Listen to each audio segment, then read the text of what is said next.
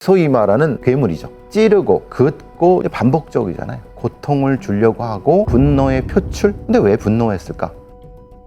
경남 양산시 물근읍에 위치한 황산 생태공원.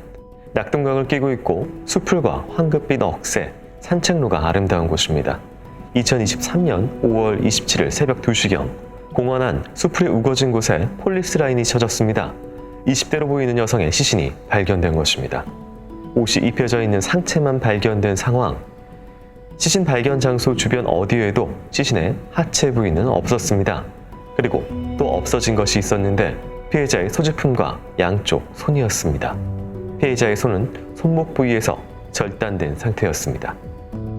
범인이 상체하고 양손을 절단할 때 칼을 사용한 것으로 추정됐는데 다만 상체를 분리할 때는 척추 부위의 칼과 다른 손상이 보였습니다. 척추 부위를 절단할 때도 역시 칼이 사용됐던 것으로 판단되지만 그 외에 여러 번 비틀어 훼손한 흔적이 있었습니다. 비튼다는 건 사실은 드물어요. 자신의 힘으로 뭔가를 억지로 하려고 하는 느낌이 든다는 거예요. 이게 도구를 못 쓴다는 거죠. 어색하거나 어려움이 있거나 아니면 안 써봤거나. 처음 시신을 보고 좀 놀랐습니다. 너무 젊은 분이 이렇게 안타깝게 돌아가셔서 얼마나 무서우셨을까. 사실 시신에는 강직됐다 풀리고 하면 별 표정이 없거든요. 근데 이 피해자분은 얼굴이 너무 아파 보이셨어요.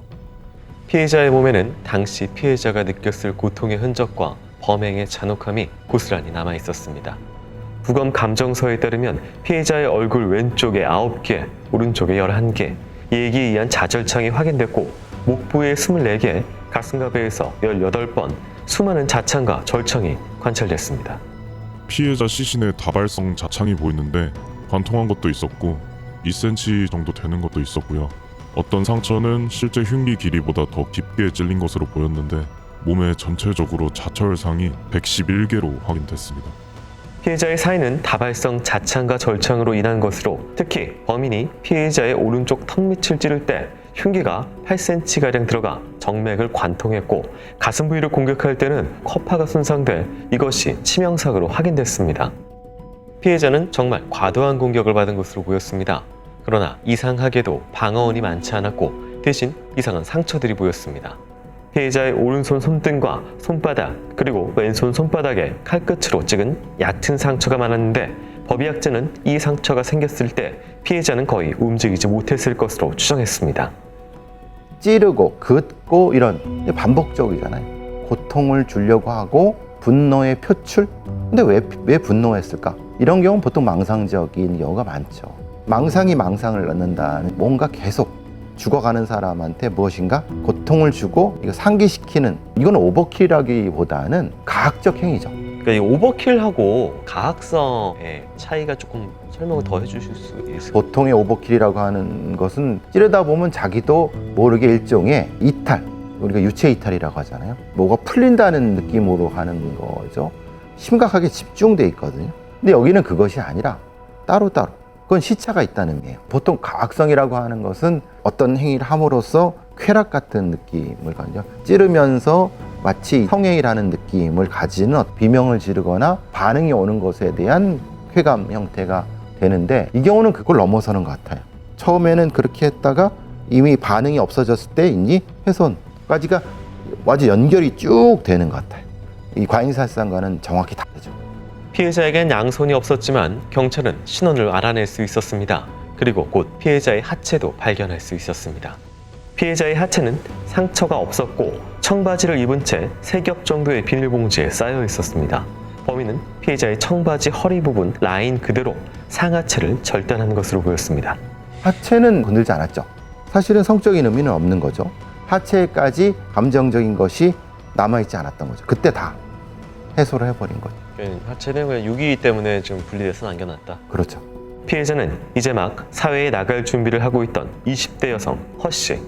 이런 그녀에게 누가 어떤 원한을 품었기에 잔혹한 살인이 벌어졌던 것일까? 범인과 피해자는 어떤 접점을 가지고 있었는지 처음 시신이 발견됐던 그날 새벽으로 돌아가 보겠습니다. 2023년 5월 27일 새벽 1시 반이 넘은 시각 어둠에 휩싸인 양산시 황산 생태공원에 택시 한 대가 서 있었고 기사는 밖으로 나와 담배를 피우고 있었습니다. 약 20분 전 택시기사는 한 여성을 이 공원에 내려다 줬는데 분명 볼일을 마치고 나면 다시 택시를 탈 것이라고 생각하고 기다렸던 것입니다. 게다가 뭔가 꺼림칙한 기분도 들었다고 했습니다. 좀 의심스러운 부분이 새벽에 누가 택시를 타고 아무도 없는 공원으로 가겠어? 여자가 커다란 여행 가방까지 혼자 끌고. 묵직해 보이는 여행용 캐리어를 끌고 어둠 속으로 사라졌던 여성. 20분 뒤 여성이 다시 나타났는데 아까와는 다르게 가방이 가벼운 듯 편하게 끌고 왔습니다. 그 손님은 자기가 타고 온 택시인지도 모르고 택시가 서 있으니까 택시 탈 수 있냐? 라고 물었다는 거야. 여성의 수상한 모습에 택시기사는 바로 경찰에 신고를 했습니다. 곧 현장에 나타난 경찰. 여성의 여행용 가방을 열자 그 안에서 혈흔이 발견됐습니다. 이에 대해 묻자 여성은 자신이 하혈한 것이라며 갑자기 배를 움켜쥐고 복통을 호소했습니다. 급히 응급실로 옮겨진 여성. 그녀는 병원에 오자 이렇게 진술했습니다. 제가 아이를 혼자 낳았는데 키울 수가 없어서 살해하고 버렸습니다. 자신이 영아 살해를 했다고 주장한 것입니다. 그러나 병원에서 확인한 결과 그녀는 출산한 적이 없다는 결과가 나왔습니다. 앞쪽에 쾌락적인 그 감정선을 다 써버린 거예요. 그러니까 뒤로 가면은 너무 허술해요. 이미 심각한 자기 망상에 빠져갖고 보이지 않는 거예요. 일종의 범죄의 퇴행이라고 하는데 수단의 퇴행이죠. 경찰은 여성을 추궁해 수풀을 뒤졌고 바로 피해자의 상체를 발견했습니다. 이후 여성이 메고 있던 에코백 안에서 피해자의 신분증을 발견해 신원을 확인했고 피해자가 살던 아파트에서 다른 신체 부위까지 발견했습니다. 범인 가방에서 피해자 신분증이 나왔어요. 피해자 신분을 없애기 위해서 그거를 처리하다가 가지고 있는 것인지 무엇인가 좀 간직하고 싶었을 수도 있을 것 같다는 생각이 들어요. 일종의 트로피로 가지고 있을 수도 있는 거죠. 살인범의 리콜 회상을 위해서 그랬을 수 있는 거죠. 20대 피해자를 살해한 여성은 같은 20대였습니다. 그녀는 긴급 체포되어 경찰서로 이동하면서 친부에게 전화를 걸었습니다. 무슨 일이라고? 나 무기징역 나올 수 있다고. 사형이나. 왜? 진짜가? 말을 해라. 내가 죽이진 않았고 옮겼어. 살해를 당한 거지. 모르는 사람한테. 너랑 관련이 있어? 시체를 왜 옮겼는데? 잘랐나? 내가 자르진 않았어. 그러니까 네가 시체를 왜 옮겼는데? 네 아빠한테 말한 그대로 형사들한테 말하면 믿을 것 같나? 안 믿지. 안 믿으려고 하겠지. 아버지한테 되게 자랑을 하고 싶었던 것 같아요. 왜냐하면 아버지도 만만치 않은 범죄자거든요. 내가 이런 사람이야. 존재를 인식시킨다고 할까? 난 당신보다 더 심한 일을 했어. 나는 무기징역의 사형이야. 우쭐한 느낌 같은 거를 가지고 했나. 그러니까 이제 말하자면 이 행위를 왜 했는가가 이 대화에 나타나는 거예요. 아버지와의 관계가 그럼 중요하다. 굉장히 중요하죠. 범인은 벗어나지 못하고 있어요. 여성은 경찰서에 가자 말을 바꿔 자신이 살해했다고 자백했습니다. 사건 발생 2, 3일 전에 피해자와 알게 됐다는 범인. 그녀는 피해자와 말다툼을 하다가 우발적으로 살해를 했다고 했습니다. 범인은 왜 안지 3일도 채 안 된 피해자를 그토록 잔인하게 살해한 것일까? 범인과 피해자는 한 모바일 앱을 통해서 처음 알게 됐습니다. 범인은 과외 선생님을 찾는 한 앱에 접속해 프로필에 자신을 중학교 3학년 딸을 둔 학부모로 등록했습니다. 그리고 과외 선생님으로 등록되어 있던 피해자에게 상담을 받고 싶어서 연락을 드렸다며 먼저 메시지를 보냈습니다. 중3 딸 영어 과외를 맡기고 싶다며 피해자와 약속을 잡았고 피해자의 집으로 과외를 받으러 갔습니다. 중고 앱에서 교복도 구입해 입고 갔는데 자기 영어 실력이 딱 중학교 실력이라 성인이라고 하면 창피할 것 같아서 그랬다고 처음엔 그렇게 진술했습니다. 과외 약속이 있었던 5월 26일 범인은 길었던 머리까지 단발로 자르고 교복을 입은 채 오후 5시 34분경 피해자의 집에 도착했습니다. 범인은 그날 영어를 배우려고 했다가 말다툼 때문에 살해를 했다고 주장했지만 사건 당일 범인이 메고 있던 에코백 안에는 과도 2자루와 중식도 1자루가 들어있었습니다. 피해자의 아파트에 도착했을 때도 범인은 엘리베이터를 타고 15층까지 올라갔다가 계단을 통해 한층 걸어 내려와 14층에 있던 피해자의 집으로 들어갔습니다. 초인종이 울리자 살인범이 왔을 거라고 꿈에도 모른 채 문을 열어줬을 피해자.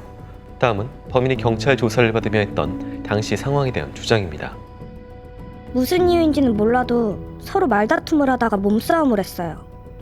그 와중에 그 여자가 저를 따라와서 머리채를 잡길래 화가 나서 돌아서며 칼로 찔렀어요. 다음은 경찰 4차 조사할 때의 진술입니다. 그 여자가 저를 무시하고 비꼬는 말투로 얘기를 해서 몸싸움을 하게 됐어요.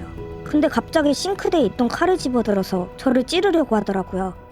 저는 방어를 하려고 그 여자 손을 붙잡고 흔들다가 칼이 그 여자를 찌르게 됐어요. 이후 범인은 자신을 무시하는 피해자를 겁주기 위해 가방에서 칼을 꺼내놓자 피해자가 약을 올리며 웃으며 도망을 다녀 더 화가 나서 칼로 찔렀다고 진술을 바꿨습니다. 무모하기도 하고 너무 어설퍼. 자기가 시나리오를 짜고 그대로 연기를 하거나 뭔가 이렇게 행동한 느낌이. 근데 어설퍼. 자기의 망상에 빠져서 계획성을 실행을 했지만 사실은 계획적이지 않아. 그리고 진술 내용이 굉장히 또 황당한 주장들을 좀 많이 해요. 우쭐한 마음과 이 감정을 낮추는 마음과 이런 것들이 막 섞여서 그럴 거예요. 이러면서 이 형사들을 갖고 노는 거예요. 그 감정 상태에서 강조하고 싶은 거를 집중적으로 거기만 강조하는 거예요. 그렇다면 그게 이제 과거에 유영철이 경찰을 가지고 놀았던 부분이 똑같은 있는데 거죠. 예. 대단히 뭔가 자기가 대단한 사람인 것처럼 포장하고 싶은 게 훨씬 많은 것 같아요. 이 범인은. 그래서 떠들고 싶고 주목받고 싶고 그런 게 이 전체의 진술에서 다 나와요. 그런데 6차 조사에서 범인은 아버지가 동석한 상태에서 진술을 하며 지금까지 주장했던 범행 동기를 뒤집고 이런 진술을 했습니다. 저는 평소 살인 관련 범죄에 관심이 많았어요. 그런 사건들을 보면서 내가 진짜 사람을 죽여보고 싶다는 생각이 들어 실제 행동으로 옮긴 거예요. 살인 충동을 억제하지 못했어요. 사람을 죽여보고 싶었다는 범인의 주장. 이건 우발적이었다는 주장을 정면으로 뒤엎는 진술이었습니다. 조사가 거듭될수록 계획살인의 증거들이 쏟아져 나오기 시작했습니다. 범인은 피해자를 찾기 위해 과외 앱으로 무려 54명의 사람들에게 접촉한 것으로 밝혀졌습니다. 프로필에 저희 아이가 딸이라 같은 여자 선생님을 원한다며 여성들에게 메시지를 보냈던 범인.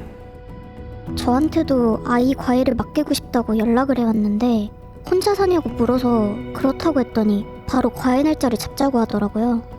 그러면서 선생님 댁에서 과외 진행 가능할까요? 하길래 저도 투룸에서 살면 아마 된다고 했을 건데 원룸이고 그래서 힘들다고 했어요. 실제 범인은 중고거래 앱에서 같이 산책할 사람을 찾는 20대 여성을 만나 부산 북구의 한 산책로로 유인해 범행을 하려고 했지만 지나가는 행인들 때문에 시도를 못한 것으로 알려졌습니다. 또 같은 중고거래 앱을 통해 10대 소년도 채팅으로 유인해 범행을 하려고 했지만 역시나 실패했습니다. 피의자의 휴대전화와 컴퓨터를 포렌식해서 확인한 결과 살인 예비 혐의 2건이 있는 걸 확인했습니다. 10대 같은 경우는 범인이 혈액형이 뭐냐, 수술 경험이 있냐, 산에서 보자 등 수상한 얘기를 하니까 그냥 채팅방을 나와버렸다고 진술했습니다. 계획 살인이 있었다는 증거는 범인의 노트에 고스란히 남아 있었습니다. 노트에는 대졸, 여, 28, 부산, 돈 1억, 지문 도려내기, 시신 없는 살인사건 등의 메모와 함께 죽이게 되면 나도 죽는다, 안 죽이면 분이 안 풀린다 라는 메모도 함께 발견됐습니다. 살인범죄에 관심이 많아 범행을 했다는 주장도 흔들리는 상황. 경찰이 포렌식한 범인의 휴대전화와 컴퓨터에는 이런 검색어들이 남아 있었습니다. 존속살인, 가족에게 복수하는 법, 사람 병신 만드는 법, 식물인간 만들기. 실제로 여성의 몸으로 살인을 그 가상적 계획에 따라 실행하는 건 쉬운 일이 아니에요. 생각나는 대로 막 그냥 쓴 것 같아요. 살인 계획을. 연쇄살인범이나 하는 이런 잔혹범죄자는 이 노트가 이런 것들이 다 있거든요. 근데 그대로 실행되는 경우는 거의 없어요. 범인이 진짜 분노했던 대상은 누구였을까? 범인은 가족을 미워한다면서도 왜 체포 후에 바로 아버지에게 전화를 걸었던 것일까? 도대체 알 수 없는 살인 동기를 가진 범인은 검찰로 송치되는 그날 처음 카메라 앞에 모습을 드러냈습니다. 남색 원피스 차림에 모자와 마스크로 얼굴을 가리고 있었던 범인. 피해자와 유가족들에게 정말 죄송합니다. 제정신이 아니었던 것 같습니다. 죄송합니다. 검찰 조사에서 성실히 조사에 임하겠습니다. 네, 감사합니다. 준비를 해요. 뭘 할까 준비를 하는데 실제로 막닥뜨리면 그게 안 나오거든요. 지금 이게 감사할 그런 맥락이 안 맞잖아요. 그러니까 이게 준비한 게 꼬이는 거예요.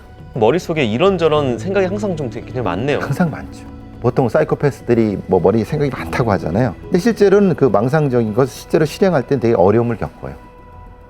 피해 여성을 범행 대상으로 선택한 이유, 실종 사건으로 위장하려고 했냐라는 기자의 질문에 마치 준비한 것처럼 대답을 이어갔던 범인.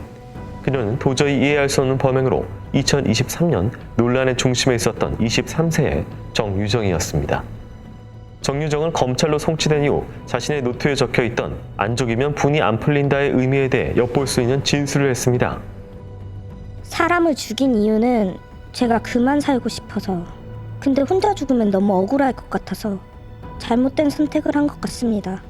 6살 때부터 당했던 일들, 그때까지 참아왔던 분노들이 그 무렵에 한꺼번에 폭발한 것 같았고, 당시 분을 못 이겨서 눈에 보이는 것들을 다 죽여버리고 싶은 심정이었어요. 정유정이 6살 때부터 당해왔다는 것은 아동학대였습니다. 정유정은 범행 3일 전 아버지와 2시간가량 통화를 하면서 격양된 목소리로 이런 말을 쏟아냈습니다. 내가 당한 거 겪어봤잖아. 겪어본 거랑 그걸 겪은 사람이 말하는 걸 듣는 거랑 공감을 전혀 못한다고. 당해보지 않으면 모른다니까.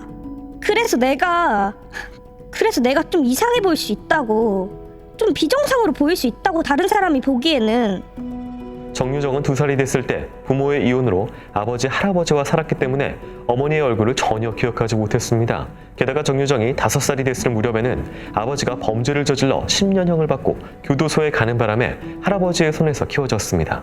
이후 할아버지가 재혼을 하자 정유정에겐 의붓할머니가 생겼는데, 정유정은 의붓할머니가 자신을 때리고 정서적으로 학대했으며 할아버지는 그걸 방관했다고 주장했습니다. 증거로 밝혀진 바는 없고 오히려 저기 쪽에서는 할아버지 쪽에서 반대로 얘기를 하거든요. 조금 모호한 것은 그렇게 정상적인 가정은 아니에요. 그걸 보는 정유정 입장에서는 굉장히 혼란스러울 수도 있어요. 실제로 정유정 아버지는 정유정을 미성년자 때 낳았어요. 그게 무슨 의미인지 알 거예요. 나는 버려진 아이, 정상적이지 않은 아이, 이렇게 되면서 그 자체를 학대를 느끼고 이런 상황을 그렇게 해석했을 가능성이 높아요. 정유정의 부친은 사건 발생 3일 전 정유정과의 통화를 통해 처음 학대 사실을 듣고 당황했다고 했습니다. 자신의 눈에 비춰진 정유정은 학대받은 아이처럼 보이지 않았다는 겁니다. 정유정이 학대를 당했다고 주장하던 시기에 할아버지, 할머니와 교도소에 면회를 왔었는데, 당시 어린 정유정은 할머니와 잔디밭에서 잘 뛰어놀았다는 겁니다. 오히려 정유정이 버릇없이 장난을 쳐도 조부모가 받아줬다고 기억하는 정유정의 부친. 근데 그 전체적인 해석을 나는 학대받은 아이, 그러니까 내가 괴물이 된 것은 저 사람들 때문이야 라고 하는 살인범, 연쇄살인범의 서사를 정유정은 갖고 싶었던 것 같아요. 정유정은 자신이 태어난 괴물이 아니라 만들어진 괴물, 즉 학대의 피해자라고 주장하고 있었습니다.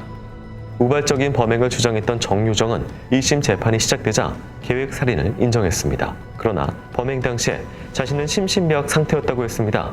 정유정은 범행 당시 술에 취해 있었고 상세불명의 양극성 정동장애와 상세불명의 우울 에피소드라는 질환을 앓고 있는 상태라고 했습니다. 뭐 틀리진 않죠. 우울 에피소드가 분명히 있는 거고, 그렇게 생각해서 그렇게 난 건지 평소에도 그랬는지는 모르겠어요. 평소의 상황에 대해서 사실은 범행 이전이기 때문에 사실 확인하기가 쉽지가 않아요. 감형을 위해서 이제 학대 주장이나 우울 에피소드나 이런 얘기를 혹시 하는 건 아니냐. 감형을 위해서보다는 자기를 정의하고 싶었던 것 같아요. 그러니까 학대받는 잔혹살인범이라는 느낌의 자기 자신을. 그럼 이제 살인을 통해서 자신의 자아와 캐릭터를 확립하고 싶었다라고. 저는 그런 것 같아요. 정유정의 특징은 그거예요. 살인이라고 하는 어떤 특정한 행위를 통해서 보여주고 싶었던 것 같아요, 자기를. 정유정은 1심 2번의 공판에서 당시 술에 취해 있었기 때문에 피해자가 언제 죽었는지 기억도 안 난다라고 주장을 했습니다. 당시 피해자가 자신을 공격하며 목을 조르고 얼굴을 핥힌 것까지만 기억이 나고 언제 죽었는지 기억이 나지 않는다는 겁니다. 하지만 피해자의 손톱에서 정유정의 DNA는 나오지 않았습니다. 범행 전에 캔맥하고 병맥을 여러 병 먹어서 기억이 잘 안 나요. 그냥 죽으려고 했는데 같이 갈 사람이 필요했어요. 분노를 풀려고 한 건 아니고요. 마지막으로 제 얘기를 들어줄 사람이 필요했는데 같이 죽으면 저는 환생할 거라고 생각했어요. 법원은 정유정이 극단적인 선택을 하려 했다는 사실을 믿지 않았습니다. 범행 이후 시신을 훼손할 도구와 유기할 여행 가방만 준비했지 극단 선택을 위한 준비는 하지 않았다는 겁니다. 그러자 말이 또 바뀝니다. 그 여자 집에서 가족 사진을 보고 실종으로 꾸며야겠다고 생각했어요. 그래서 캐리어에 넣고 유기한 거예요. 실종이 되면 가족들은 어딘가에서 살아있을 거라고 생각하지 않겠어요? 그래서 그랬는데. 그리고 저도 진짜 죽으려고 했어요. 근데 중간에 잡혀서 못 죽은 거예요. 1시간 30분 동안 진행된 재판 중 정유정은 한번 훌쩍이며 반성하는 듯한 모습을 내비쳤습니다.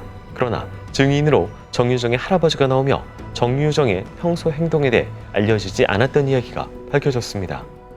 할아버지는 정유정이 주장한 아동학대에 대해 인정하지 않았습니다. 그러면서 정유정이 중학교 2학년 때부터 친구들과 멀어지고 삐뚤어졌다고 했습니다. 다 돈 때문이죠. 돈 때문에 삐뚤어졌어요. 말을 하자고 하면 욱하는 성질만 냅니다. 지난해에는 애가 물건을 던져서 TV도 2번이나 부서졌어요. 내가 집안에서 담배를 핀다고 한번 당해보라면서 나 있는 데서 침대에 불을 붙였어요. 제가 우울증 검사라도 받아보자고 말했는데 싫다고만 했어요. 정유정은 자신을 학대했다며 의붓할머니의 뺨을 때렸고 아버지가 재혼한다고 하자 친어머니와 재혼하지 않는다는 이유로 아버지에게 대들다가 뺨을 맞자 가정폭력으로 신고했습니다. 이후 정유정은 아버지가 오기만 하면 바로 경찰에 신고를 했습니다. PCLR도 했는데 26.5, 28점 받았다는 얘기라는 부분이 있어서 이 검사에 대해서 어떻게 보실까요? 저 점수가 좀 애매하죠. 제가 보기에는 또 제가 들은 얘기도 검사를 실패했거나 경계선에 있다는 얘기 들었어요. 그러니까 이렇게 보면 싸패고 이렇게 보면 싸패가 아닌 거예요. 25점 왔다 갔다 하니까 해도 의미가 없었던 거죠. 그만큼 정확도가 떨어지는 거죠. 범행의 잔혹성도 있지만 범행 이후에 홀가분하게 캐리어를 신나듯이 방방 끌고 오는 장면이라든지 근데 그거하고는 사패하고는 무관해요. 그러니까 그런 행동을 했다고 사패가 이거 사패가 아닌 건 아니에요. 증상은 있죠. 근데 그런 경우는 사패하고 상관없는 경우도 나타나거든요.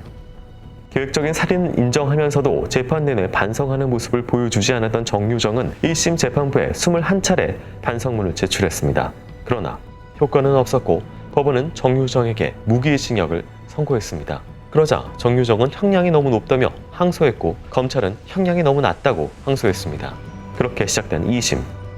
변호인은 정유정의 정신질환이 이 사건의 본질은 아니지만 과잉 행동 등에 영향을 미쳤을 가능성에 대해 참작해달라고 호소했습니다. 그러나 검사는 정유정에게 사형을 선고해야 한다며 정유정이 면회를 온 가족들과 나눈 녹취록을 공개했습니다.